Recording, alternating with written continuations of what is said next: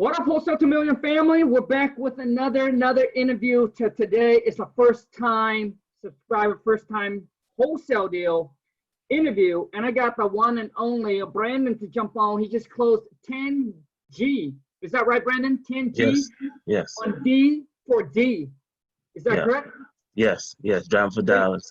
Driving for dollars. So you guys, if you guys do enjoy this interview, if it add a lot of value to you, please show me and our guests some love. Smash the thumbs up. You're new to the channel. Welcome to the Wholesale to Million family. Smash the subscribe button. Turn on the bell notification. Let's rock and roll, and let's go get this money. So Brandon, man, I'll let you take it over, man. You want to tell everybody a little bit about your background, your story, a little bit, how you got into real estate, and then we can kind of lead that into your first wholesale deal, bro. Okay, well, last year I came across a guy named Mark Whitten. He's from Baltimore. He does wholesaling. He was on a favorite radio station that I watch, Breakfast Club, and I joined his club. I joined his course. I got the information because I was interested. I'd never heard of wholesaling before. Never did I even think about getting into real estate before. But I went ahead and joined the course, dived headfirst into it, almost closed my first deal for $46,000. It was in California virtually, but I didn't set my contracts up properly. So I didn't know to set them up for 45 plus days. I had it short. I had found my buyer and everything, had them deposit the money in escrow, but it didn't. It ended up not panning out. And they ended up buying the property anyway after I closed the contract out a whole 2-3 months later. So it was all good. So how long do you lock it up with the seller for? I had the contract for 30 days. Okay. And then and how long did it take? He just didn't tell me that I needed to set it up for longer. I paid a mentor $2,000, and he didn't tell me to set it up longer for 30 days. I didn't know that. Okay, gotcha, man. I mean, listen, you guys, I mean, not just learning from people success, but also too is their failure. All right. So let's talk about this a little bit, bro, if you don't mind, man. Yeah. So it was the 30 days. How long did it take you to find your buyers? I found a buyer in like a week and a half. Okay. And why couldn't you close? Because the seller wanted to do an open house. We had already locked the contract up at $780,000, I believe. The house actually sold for $830,000. So I would have made that money in between. But that buyer went to the open house, and my mentor was supposed to go in place of me because I wasn't in, it was in his area. I wasn't in San Jose at the time. So he was going to go in place of me the night before. He told me yes. The morning of, he told me he couldn't make it.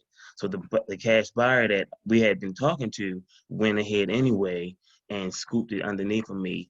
But didn't tell me that. Just told me that, hey, I talked to the homeowner. They waiting for the tenants to move out, but they're ready to move forward. They already signed a contract, so we're already ready to close. So he said, I'm gonna go ahead and send the money in the escrow. He put it in a different account. And I said, hey, man, I sent you the account information for the escrow. That's not the right account. He said, I know, but I had issues, so I just went ahead and opened up a whole escrow account somewhere else. Can you just transfer everything over here? When I brought that back to the seller, she got spooked. She was like, what is this? I don't understand what's going on. I'm like, well, I got partners. They just went ahead and put the deposit in the wrong account, and I wanted to transfer everything over. And she was like, I don't think, and then, you're already 3 days behind on your earnest money deposit because I had been waiting on them, but they went ahead and put it in the wrong account.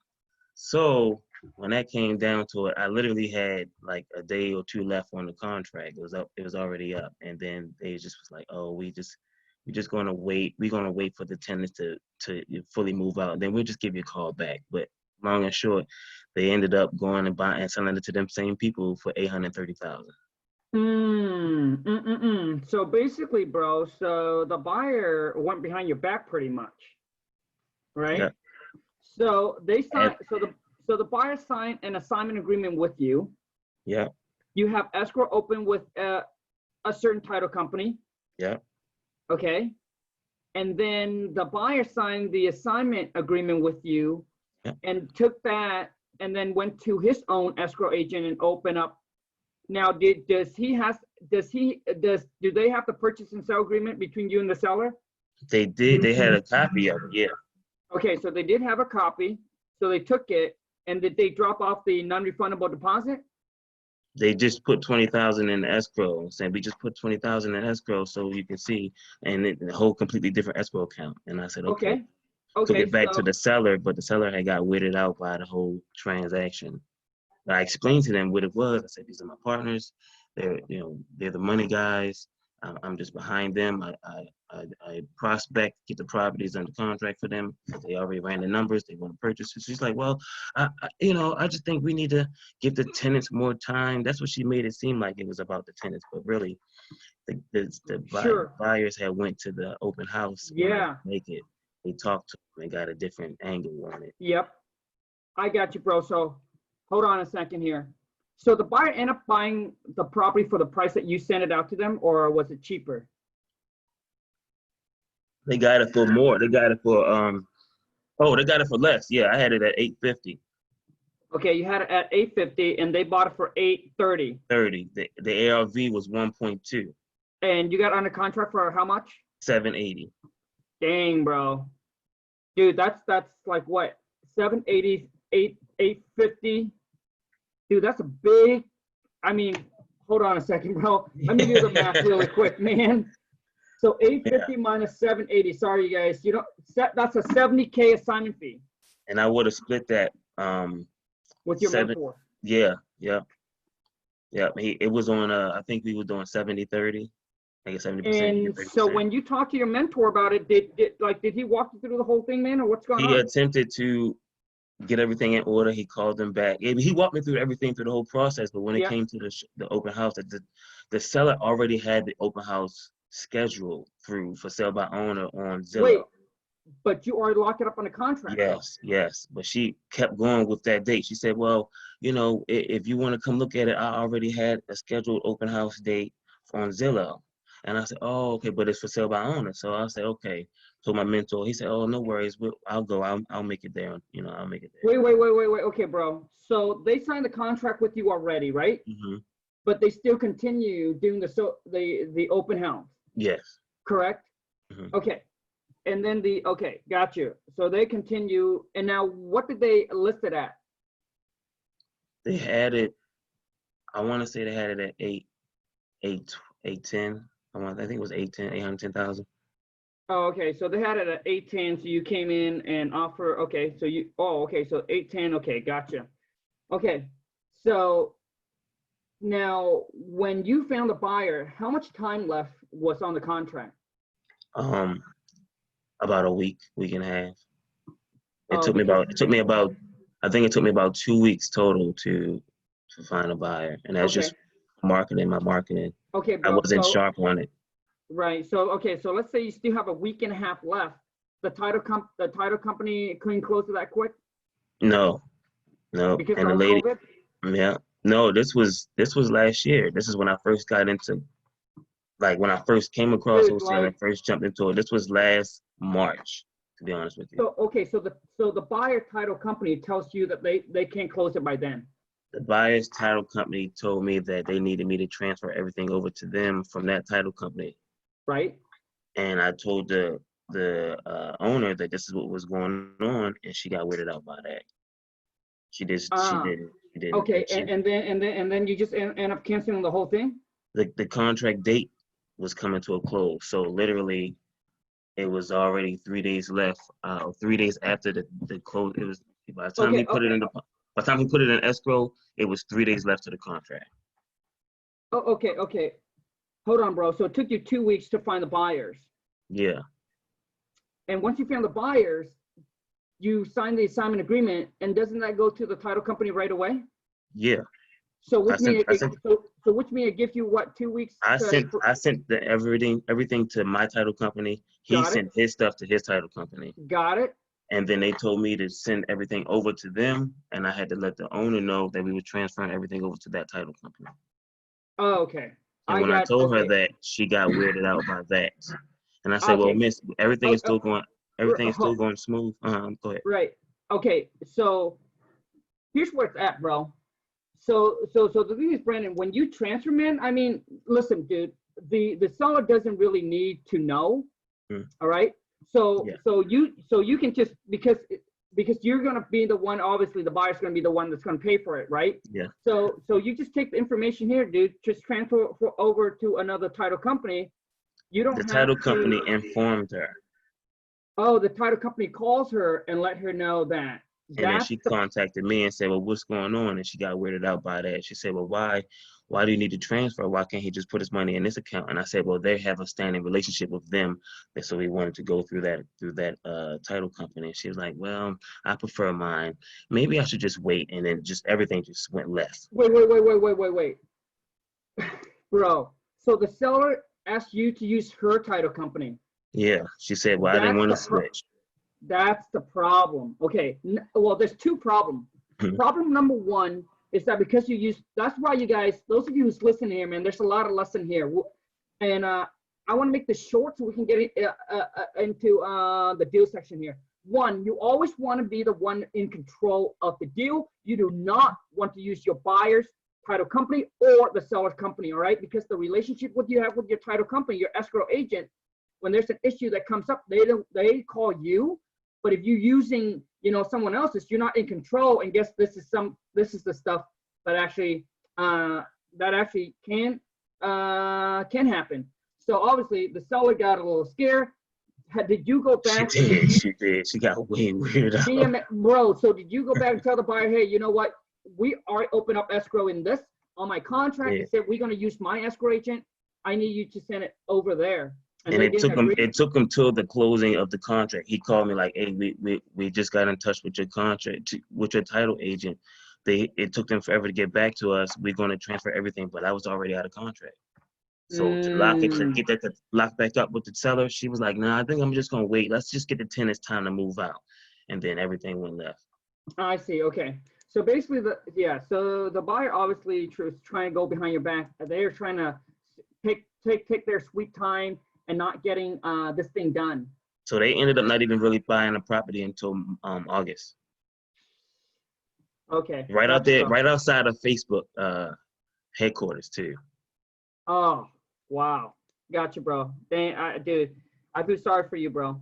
Because this would have been in control of the deal a lot better. Yeah. Okay. Yeah. So anyways, I learned a lot from that situation. Yeah, good for you, man. So sorry, we don't have enough time, you guys, so we're just gonna move on, and I'm gonna let Brandon continue to tell his stories. So basically, I went to Louisiana. I drove around because I was visiting there, and I seen a couple of properties, put them on Deal Machine, and then I called a couple people. I called the first 3 or 4 people that I actually text them. And the one guy texted me and said, well, what property? And I sent him an address and said, well, I don't want to sell that property, but I have 2 other ones you can buy. And so I looked it up, and he said, I'm not taking less than 150 for both properties. He said, yeah. I said, okay. So I looked it up. It was one was a single 3-bed, 2-bath. One was a double 1-bed, 1-bath, both next to each other directly. Same, both blue houses, and they were on the same lot. So it was a perfect situation. I looked at ARV up for everything, but it was hard because I've never done comps for Louisiana. I know certain places you got to do comps differently. Some you got to do smaller than a mile. Some you have to do up to a mile. So I had a wholesaler I contacted, and he helped me out down there with that. Got good numbers. And we was going to partner with it, but I found a buyer first. He contacted me through my Facebook marketing and said he wanted to take a look at the property. Went through the steps, and was able to negotiate the price down based on some issues that the buyer found when he went by with the seller. Now, this I learned that being open with both seller and buyer as far as what your role is in this transaction has helped out greatly in this and open up trust for everybody. So then they call you, they respond to you, they instead of not wanting to do business, he asked me, is this a wholesale deal? And I said, it potentially could be. If the money don't work out for me, right? If the numbers don't work out for me properly. So he said, oh, okay, that's cool. I found the buyer. The buyer said, is this a wholesale deal? I said, yes, it is a wholesale deal. This is what the fee is. My fee is already incorporated in the number, and would it work for you? And he said it would. We found the issue with the plumbing. We got the seller to go down 3,000. Remember, he said he wouldn't do lower than 150. Got him to go down to 147. Sold it for 157. Oh, so okay, hold on a second. So where did you find okay, so okay, got the now was the property, was it listed? No. Okay, it wasn't listed. And you used a deal machine, right? Yep. Gotcha. For those of you who drive for dollars, right, it's one of your marketing or one of your lead source to find distressed property or distressed homeowner. And if you do a lot of driving for dollar, check out deal machines. Brandon, do you have like any kind of a promo code with them or anything like that that you want to use? Okay. Well, for those who want to try them out, there's no string attached. It's just dealmachine.com. It's an app. All right. And it's amazing. You can actually do it virtually. They link it up with Google Map. All right. So you can actually sit at home on your computer, drive around, look for rundown property, distressed property. And with the click of a button, you can send them a postcard. You can skip trace to find the seller's phone number, and you can call them up. All right. And if you use my promo code WTM, you can get a $40 credit and a 14 days free trial. So if you don't like it, no string attached. You got nothing to lose. All right. But you got $40 to spend for free. Come on, man. Yeah. Okay. Yeah. And it's worth it because I learned that I have a lady who I just locked up under contract to her properties, but I sent a postcard to her back in October, but it took until May for her to even sign a contract. We've been talking, missing appointments on her end and rescheduling on her end, and basically, but it took that time. So it's good to get as much data, as many properties as you can, because you're going to need to. Some people are not going to be ready to sell. Some people are going to be ready to sell sooner than others. Brandon, that is a good point. Like for those of you who, you're hustling, you're grinding, you start planting your seeds, and all of a sudden 2 months in, 3 months in, 6 months in, you give up. Well, I'm telling you, there are sellers that will call you back sometime in a year. I have sellers that say, hey, I got a postcard from you, or I got a message from you, 8 months ago or a year ago, I wasn't ready to sell at that time, but I kept your postcard, I kept your letter, I'm calling you now, right? And if you're not in the game, and if you not continue to be in the game to educate yourself, and when it comes to a fantastic, man, one deal, 10K, 20K, 50K, dude, boom. Never seen the house, never went to the property, never stepped foot inside the house, did everything from my living room. Dang, bro, I like that, man. I like that. So I locked up 12 more after that. I learned how to do it. Listen to your phone calls, a lot of your phone calls when you do live calling, taking down notes, because I know that's part of your Khang Wholesale Script package. And I'm like, I don't have $400, so I'll just listen to him and make phone calls. Good for you, bro. Good. But it works, man. It works. It really does. And to get as many as you can, and the buyers come when buyers just come. It's really really about how you put it out there, but they do come fast. Yeah, and I have more buyers than I have properties now. More buyers than property. And another thing I want to point out, you guys, is that the nice thing about Deal Machine is you pretty much custom build your own list, right? Nobody's going to have exact same list. It's like you're not going on a website, you're not pulling the list, because you are literally driving for dollars physically or virtually, and you're building your own little list. Now, okay, so once you get the seller, and now how long do you lock the contract under contract this time, Brandon? I had it locked up for 45 days, but so the seller signed May 13th, the buyer signed May 27th. Dang, okay, bro. So it takes you roughly almost 2 weeks, same thing, to find a buyers. And where do you find your buyers? He found my post on Facebook. Facebook Marketplace or Facebook group? Marketplace. Nice, bro. It might have been a group. It might have been a Louisiana group, because I started joining the groups in different markets that I'm in. Good for you. Okay, so for those of you, listen, there's a Facebook group for real estate investor, wholesaler in every single city. Area. All right. So just Google on Facebook, or just Google local REIA Facebook group. All right. REIA, Real Estate Investor Association. Right. So search them up and then join the group, because that's where you can find other wholesaler, investor, flipper, contractors. I mean, you name it, anything real estate related, you can pretty much find in there. I know that there's people in there that actually partner up on deals with each other and all of that. Okay, man. So now let's talk about the whole thing. So you lock it up on a contract. Now, Brandon, do you have any kind of constructions or anything like that? Construction background? Okay. People are going to ask you, so how do you estimate repairs? I listened to a lot of your videos and other people's videos that I watch, and I learned that, you know, light repairs is $10 to $15, medium repairs is roughly around $20, $25, and heavy repairs is roughly around $30, $35 per square foot. So I kind of just did the math, but at the same time with that, I also had a wholesaler that I partnered with. Even though he didn't find a buyer, he was okay with the fact that he didn't find a buyer in time, but he was able to go out to the property and do some things extra because, you know, he wanted to partner do the deal. So yeah, it worked out perfectly. And he was able to show me that my numbers were on pretty much where it was on point pretty much. Nice, bro. Okay. So for those of you, when you do virtually, I highly recommend you find foot on the ground, right? Network with other wholesaler, network with real estate agent, all right? Build that relationship. All right, so that way you guys can help each other out. Sometimes they, you know, they're there in that state, right? And they'll be like, hey, I got someone that I can send out and facilitate the showing for you, or I can have someone go out and actually take picture for you, and just ask them like, hey, bro, like, how much does it cost? You know, if you were to go out and do this, for me, it's just making sure that it works for both. And I know that, you know, a lot of people that are new jumping into the game, they're very anxious and very motivated to work with other wholesalers that have deals under contract, and they like to be able to learn it as well. So sometimes, you know, they can offer to do that, and they charge you what, 25, 30, 50 bucks an hour, right? And all it takes is roughly about 1 hour or so. But like I said, sometimes you build a relationship where people will actually help you out and just do for you just because they want to build that relationship with you. Shout out to Steven at Louisiana Home Buying.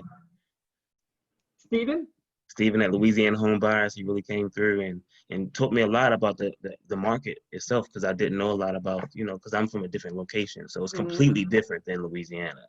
And it's in New Orleans, and New Orleans is its own country, from what I was told. Gotcha. So now, as far as the title company, what title company do you use, Brandon? I went with the buyer's title company. Okay. Now, it wasn't my first choice, and I'm gonna tell you why. He asked, and I asked the seller, and he said it was cool, but it ended up taking them a full 30 days to close, to run the title. Yes, I mean, yes, I had to write an extension for 1 day because the date of closing for the contract was June 30th. We were supposed to close the 15th, but they got mixed up with their number. I don't know who told them, but they thought it was 8 wholesalers on my deal. I'm like, huh? She said, well, it seems like you got 8 people on your deal and then 2 people on the seller side. I said, no, he has 2 properties that we're closing on, but it's only me. And so I had to I did learn that you can't use your business name unless you register your business in that state, or I couldn't use they told me I couldn't use my business name because it wasn't registered in the state of Louisiana. So I used my personal name. Okay, that's definitely the first that I've heard, because I've done business in Louisiana, and I don't register my business name in Louisiana, so that's weird to me anyway. Yeah, she told me to take it and transfer the contracts in my personal name. Okay, man. So I want to know, what title company is that? Camilla Title Company in Slidell, Louisiana. Camilla title. Okay, gotcha, bro. Yeah, got it. Just for those of you who are in the area, if you want to use them, there you go. Now, okay, so now, Brandon, when you found the buyer, did the buyer do the walkthrough? Did the buyer sight unseen? Yeah. Okay. He did a walkthrough with an inspector. Went by there twice, and actually met with the seller there too. Okay. And this time he didn't try no underhanded stuff. No, not at all. Now, how did you, I guess people are going to ask you, so why did you trust the buyers to go, like? Oh, well, I didn't initially. I trusted Steven, the wholesaler. And so he was going to go by there and link up with him. But he also knew of the buyer from being in the area. So he had some background on him. So that made it a little, but just being open and honest and talking to each of them and letting them know what kind of transaction it was, you know, that made it more or less easier for me to trust, or easier for me to trust him rather. I see. Gotcha. Yeah. So you guys, he knew it was a wholesale deal. He knew that I had it under contract. He couldn't get it from nobody but from me because it's already signed by the owner. So if you want this property, you got to go through me, buddy. Yeah. So, No, but he didn't know he didn't know your assignment fee was, right? Did he know or did he not know? No. When I sent him the assignment contract, it's in the assignment contract. So yeah. Okay, got it. He signed. He saw what the fee was. I see. So, okay, here's the tips that I want to give to those of you who listen. This is something that I've done recently for the last couple, I would say 4 to 5 months already, and it seems to be working really good for us when it comes to building a relationship with the seller. So typically now, once we get a property locked up in a contract with the seller, man, I will actually send them a small box of chocolate with a thank you note in there. Hey, thank you so much for choosing our company to work with. We look forward to getting this close and we're getting this wrap up for you. And what that does is it's just taking that connections to the next level. So when we ask for an extension, man, you know, it's like the sellers, you know, we follow up with the seller say, hey, we just received your gift. Thank you so much. Right. Yeah. And it's just, you guys, it's just something small. But I'm telling you, when it comes to asking for extensions or anything, it matters. Yeah, it does matter, and the seller would go an extra mile for you just because they have received something like that. And like I said, for us, we tried it and it seems to work because for us, we have to ask a couple extensions from the seller, and they were gladly to be able to do it. And when they received the gift, they said, "Thank you so much," you know. For your company, you know, basically the thoughts. So that's something that I want to throw out there. Okay, so Brandon, let's move on to, man, okay, so you got it for 150 and then you have to go back and renegotiate the seller? Yeah. Down to how much, 147? Yeah. And then your price to the buy was how much? I brought it down 3,000 for him. I left it at the $10,000 spread. I brought it down because there were issues. So he found that there was a pipe issue. So the seller fixed the first pipe issue for the first house. So when he went back with the inspector for the second house, that one wasn't fixed. And I said, look, to the seller, I said, hey, look, he wants to know if you'll be willing to negotiate the price down, or are you going to be able to fix this one as well? And he said, well, it cost you $2,400. I said, well, let's just round it up to 3,000. Let's just take it down to 147. And he was like, yeah, okay, I can do that. Just that easy. Just Got it, man. So now, Brandon, how long did it took you, man, to actually do your first deal? I quit like 5 times. I quit. Man. I started last January. I started getting into it, researching, looking on YouTube University. Then January 2019. Yeah, and I started looking. That's when I started researching everything, and I got my first contract last year, but I didn't close. Yep. I actually went through like 3 contracts before I realized what I was doing wrong. And like I said, I quit 5 times, but I couldn't really get away from it because I knew what I knew. I found out everything. I'm like, man, I just found this stuff. I know it's working for people. I need to just give it a try. I've seen how easy it was for me to get the contract. I've seen how easy it is to negotiate with sellers. I see how easy it is to find buyers, but I wasn't doing as much as I should have been. I can't do 1 or 2 phone calls thinking that's going to get through. I remember somebody said it takes 1 for every 100 calls may be a deal. It really takes doing more than what you would normally do. And I was being lazy because I wanted to do it, wanted it right now. Quit a couple times because I'm like, man, I found a buyer for 1 property a day after the contract closed. I mean, a wholesaler lady called me like, hey, I found a buyer for the property. He wants to go take a look at it. We can split the deal. We can both split $8,000, so we make $4,500 a piece. And I said, oh, the contract closed yesterday. And she was like, what? And he ended up went on ahead and buying the property. But this is just, I learned a lot of things along the way.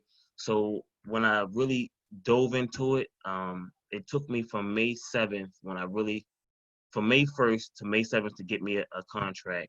And the lady gave me 2 houses. And then this house came May 13th. I just really kept going. I bought a subscription to a text messaging company, to bulk text, and it hit a couple lists that I had already accumulated. Who's that? Sheeeiitt Corporation. C what? CDYN. CDYN. Yep, Sheeeiitt Corporation. They do RVM and SMS. It's pretty good. They $200 a month for 10,000 messages. Okay. And they can respond back to you, so it's pretty good. It's nice. It worked, and I landed 12 contracts from just text messaging. So Brandon, so what do you do most right now to get your leads? Text messaging? Text messaging and calling. I'm actually in the middle of hiring a cold caller. I need a cold caller. I've accumulated a lot of data over the year. Yep. So, and I've gone back past my driving routes and seen that the house is still there. So it's time to get started. So I hired a cold caller, and she's going to be cold calling. I got somebody who's going to help me team up with me with the text messaging, because I have lists from multiple markets that I'm working in now. Okay, gotcha. So Brandon, you said multiple market. Could you name what market you work in, bro? Just so people that watch this know and they can reach out to you. Florida, Texas, of course, Louisiana, Maryland. I live in Maryland. I tried to reach out to your mentor, Mike Fitz. I tried to reach out to him, man. He's hard to get a hold of. But I tried to reach out to him when I found out that you came out here to learn from him. I tried to reach out to him. He's very hard to get a hold of. I know. But he's a busy guy, man. Yeah. So Maryland, DC, and California, because I lived in California for a few. So nice. Well, Brandon, I want to say, man, congrats, dude. That's awesome, bro. And seeing you continue to grow, because most people after their first deal now they're struggling to get deal coming in. Not everybody close to their first deal. Actually, you guys go to the next level and actually continue to build a business. So I just want to let you guys know that. So for those that really, really make it, man, I understand the hard work and the effort and the focus and the determination that goes into it. Because I've been there too, man. So I know, dude. So Brandon, any last word for the people that are watching, that are starting out, man? Same thing, struggling, trying to get that first deal, or try and get the first, second, or third deal, man. You can't do it without talking to the sellers. You can't get the deal without talking to them, flat out. And if you remember that it's not about the money. Focus on, it's a mindset shift you have to not focus on the results. You have to focus on what you can do to help the person out.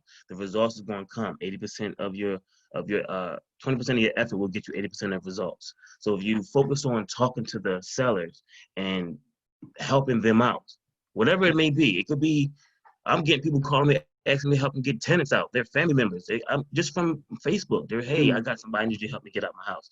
Just helping people out, you will get rewarded for that regardless. So if you take the mindset of not focusing on the money and focusing on actually helping people, you'll get the rewards will come. And the thing is, you guys, listen, man. When you're lack of something, it's hard not to think about it. So I completely understand. But Brandon, dropping bombs, bro. Respect. Now, I quit my job. I did this. I quit my job, and but I've been doing it for I lived on my little bit of money, and for the last 6 months, I've been through the corona in the house with my kids, focused on this, making calls, sending text messages, and building my marketing team. Good for you, man. Good for you, bro. Good for you, bro. Okay, so Brandon, how can people get a hold of you and connect with you, bro? Facebook. You can Google search me. We're on Google now, so you can look up the company name is Generational Equity Investments LLC, and Step Up Investment Group LLC. We are an investment company, and we focus on real estate services. So holla whenever you need something. Holla! No, wait. So just that, or can they also find you? IG, IG. I'm on IG. stepup.geneq.invest. Nationwide Dream Deals is my IG, and love it, man. GenEq Investments is my other IG. Awesome. Focus on cash buyers, focus on sellers, and focus on overall company credibility.